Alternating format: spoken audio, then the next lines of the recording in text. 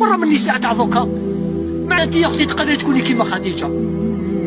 خديجه يحبها الرسول صلى الله عليه وسلم، مكبد عليها وقولها بهذه العباره: كان يبكي ويقول آوتني حين طردني الناس، صدقتني يوم أن كذبني الناس، فكرتوني في خديجة، والله إني أحب خديجة. أنا شكون اللي صبر النبي صلى الله عليه وسلم؟ شكون اللي أواه؟ وهي من عرضت عليه الزواج رضي الله عنها.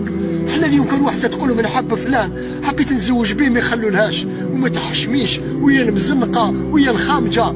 علاش الحب حلال غير على الرجال برك؟ خديجة هي من طلبت الزواج من رسول الله، آوت رسول الله حين طرده الناس، صدقته يوم أن كذبه الناس، أعطته يوم أن حرمه الناس. خديجة تهبلني أنا كي نتفكرها. الله عز وجل يسلم على خديجة. خديجة فحلة ما بخلاتوش بدراهمها، أعطت له كاع دراهمها. حنا اليوم المرأة تعطيك حاجة تعايرك، تجيب لك حاجة من دارهم تعايرك، تمسك عنها يوما لا تنفق عنها، تقول ما رأيت منك خيرا قط. تجيب لك حاجة من دارهم تعايرك، يقول لك سلامة بابا سلامة خويا عطالك هذيك الحاجة.